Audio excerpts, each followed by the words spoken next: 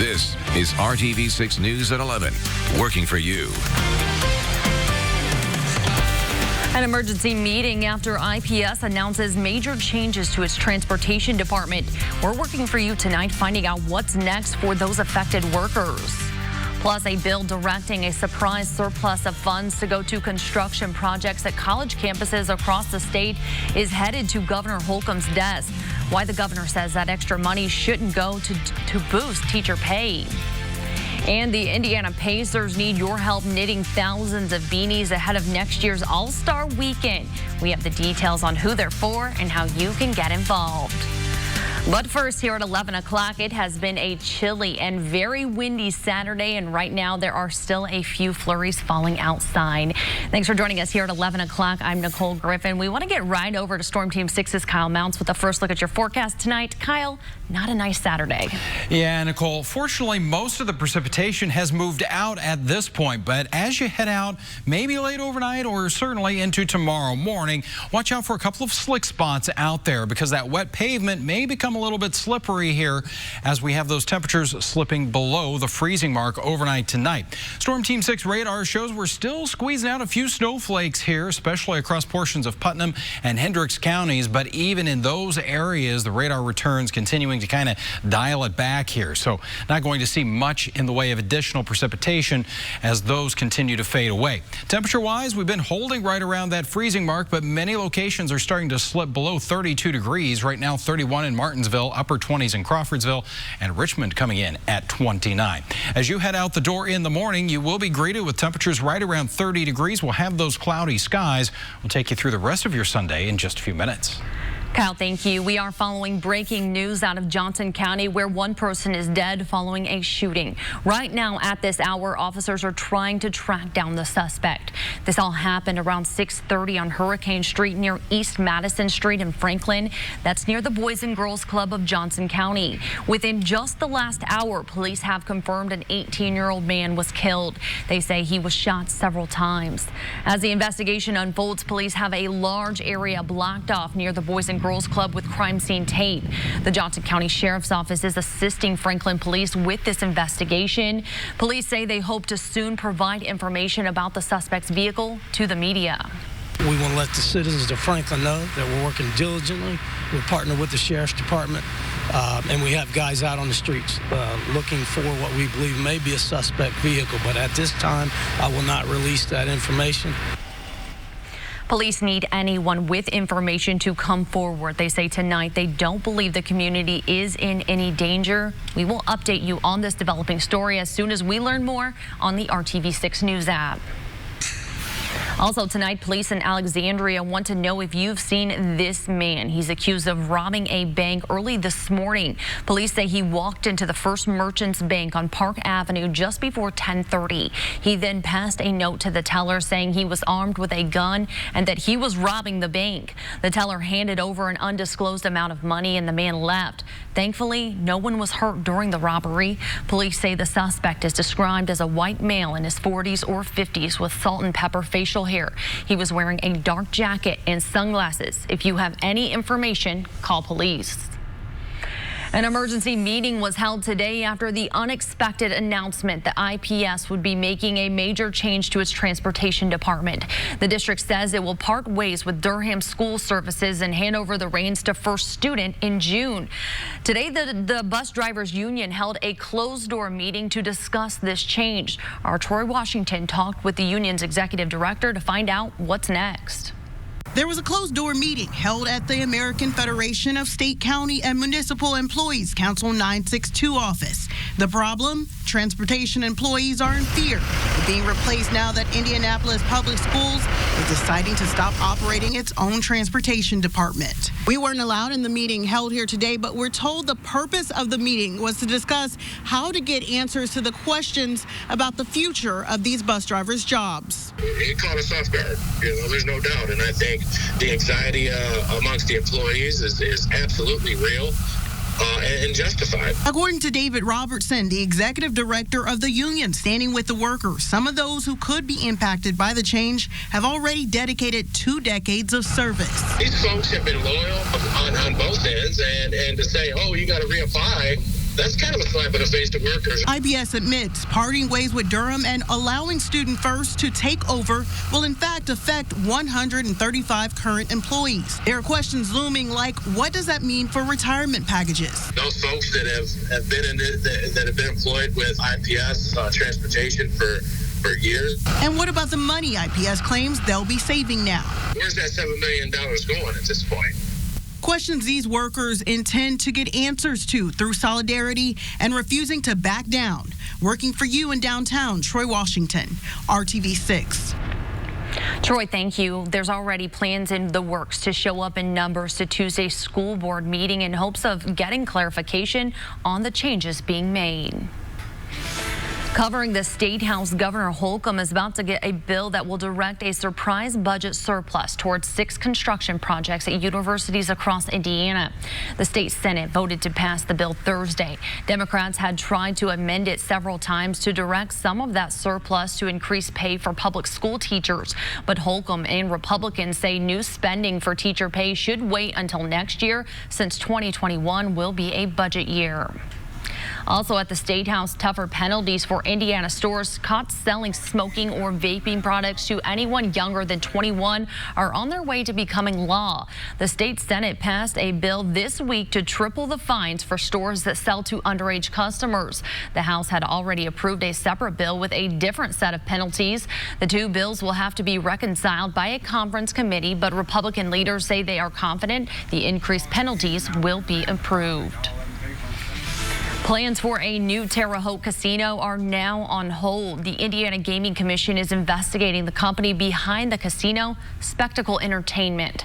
This after a political consultant for Spectacle pleaded guilty to federal charges of illegally funneling campaign contributions. The commission was set to meet next month to consider granting Spectacle the Terre Haute casino license.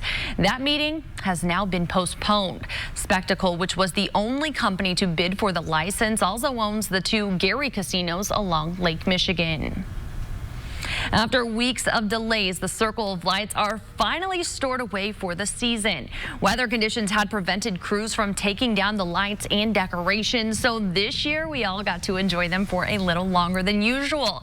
Today, conditions weren't ideal, but crews were able to safely take down more than 4,000 LED lights. About 75 union members with the International Brotherhood of Electrical Workers 481 teamed up to take down the holiday centerpiece on Monument Circle.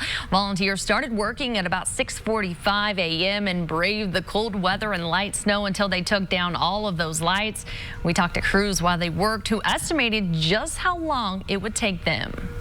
Maybe about 6 hours. We've got 2 teams pulling rope, and we've got 2 teams pulling lights down and putting them in barrels. All out here in the cold, all out here for the community of Indianapolis and the surrounding areas, so it's all for a good cause. Aside from the lights, crews had to take down more than 6 miles of electrical wire and more than 2 miles of garland today. The decorations had been up since November. Tonight, as people in Australia continue to deal with the devastating bushfires, here in central Indiana, there is a relief effort underway. Pottery Bayou on West 86th Street opened its doors today to people wanting to give back. For just $21, people bought and painted a koala mug. 100% of the sales will go directly to the Australian Wildlife Rescue Organization. We talked with the manager of the store, who says they were trying to come up with a way to give back to Australia and the community as they deal with the loss of their animals. They thought by painting the koala mug and raising money, it would make a great contribution. It's easy. We want to be part of the community, and the community was wanting to give back, and we decided that this would be a great way to have the community come in, enjoy some time, come in with your family, enjoy family time, and also give back to a wonderful cause. Pottery Bayou is closed tonight, but if you didn't make it today, money will be collected for relief efforts through January 31st. Calling all knitters. The Indiana Pacers are looking for volunteers to knit beanies to promote the 2021 NBA All-Star Weekend in Indianapolis. The beanies will be given to volunteers and hospitality employees working All-Star Weekend. They will also be given as gifts to players, coaches, and other NBA VIPs. The Pacers will be holding several knit-along events throughout the year to help meet their goal of 6,000 beanies. You can find more on how to get involved on the RTV6 app. All-Star Weekend weekend is scheduled for February 12th through February 14th next year.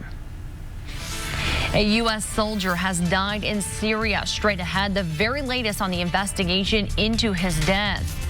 And President Trump's legal counsel has wrapped up their first day of opening arguments. A recap of the day and reaction from both sides coming up. Kyle. Today's snowfall only totaling up to 1/10 of an inch in the city, and that's our first measurable snow of the month of January. I'll let you know if we'll get in on any more snowfall before the month is over. You're watching RTV6 News at 11. Welcome to Delicious. This is RTV6 News at 11, working for you. A U.S. soldier is dead after an accident in Syria. That's according to the Department of Defense. Officials say Army Specialist Antonio Moore of Wilmington, North Carolina, died in a rollover accident. The 22-year-old worked as a combat engineer and was on his first deployment after enlisting in 2017. He is survived by his mother, stepfather, 3 brothers, and 1 sister. The incident is now under investigation. In Texas, the investigation into the massive explosion that killed 2 men in northwest Houston and damaged more than 200 homes continues. Officials say they have now moved from recovery phase to the formal investigation. The explosion rocked Watson Grinding and Manufacturing early Friday morning, pushing some nearby homes off their foundations. 214 homes were damaged, 50 of which were completely destroyed. The city is working with a number of agencies to help people displaced by the explosion move into temporary housing. Authorities say the investigation process could take months. 1 person is dead and several others are injured after a wrong-way driver hit a charter bus in Kentucky. This happened around 7 this morning in Campbell County, which is just outside of Cincinnati.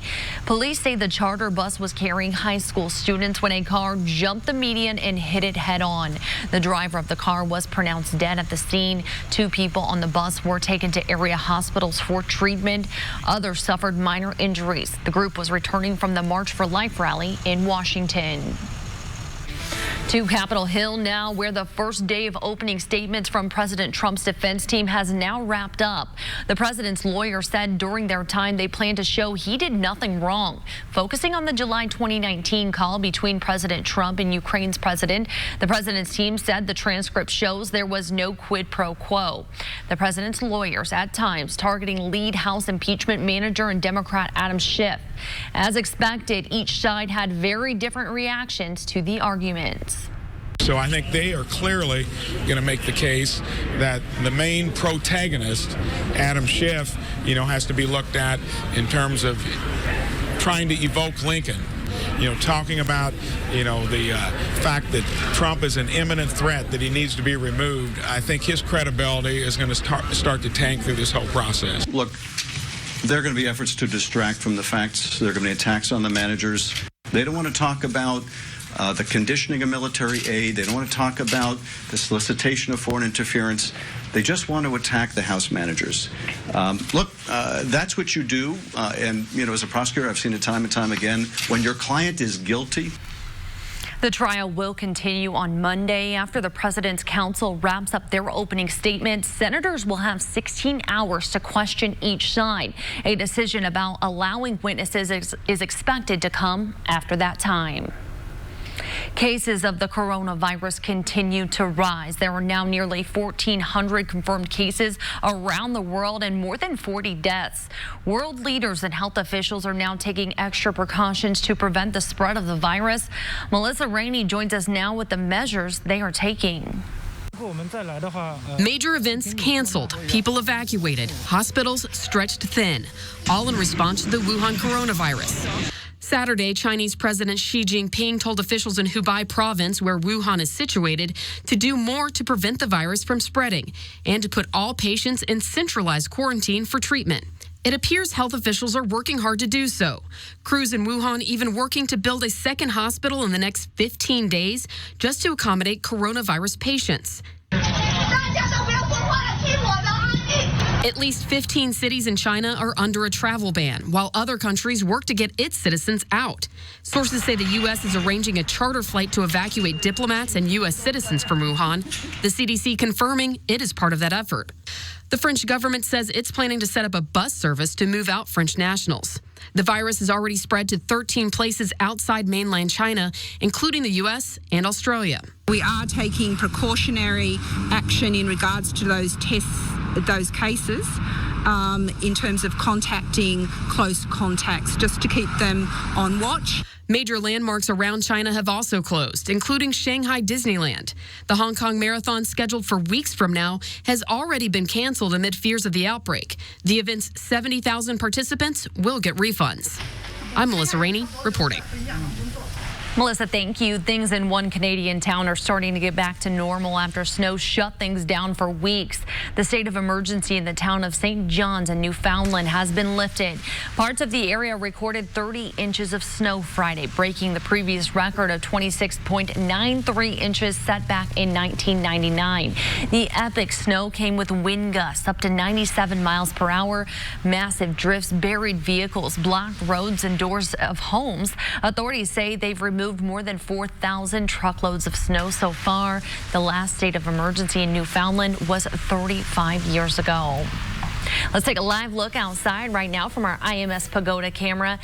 Today, Kyle, I feel like the big story, we had those flurries, but I feel like the big story was just how windy it was. A little breezy out there, and the good news is most of the snow stayed off of the roadways. The temperature really worked in our favor today, holding at or above the freezing mark, but that changes a little bit here during the overnight. Most of the snow, though, has moved out. Still some reports of some of that very light snow and flurry activity moving through the downtown area right now.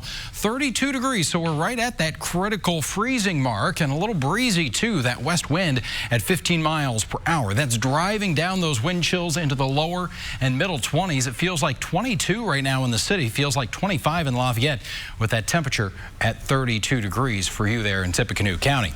Storm Team 6 radar shows that things are fairly quiet, certainly a lot more quiet than they were about 12 hours ago. We've got at this point just a few flurries lingering around portions of Putnam County, also around the Zionsville area and even into downtown, but those will continue to fade away, and we're not going to see any additional accumulations tonight.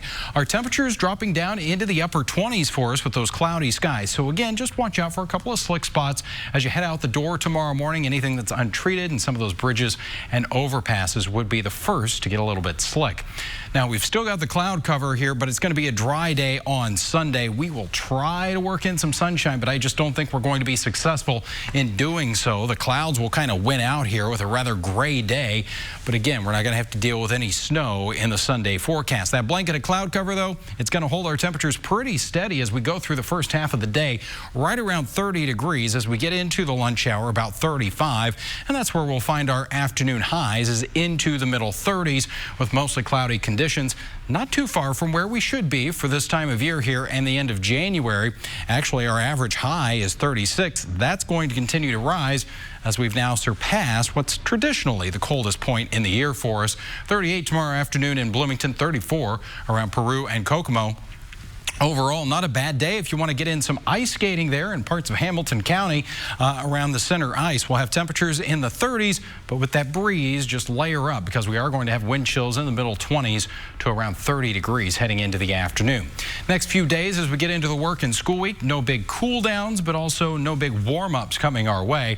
Temperatures are going to hold fairly steady with those highs in the upper half of the 30s. 7-day planning forecast as we put it all together for you, and we've got a pretty quiet stretch of weather as well.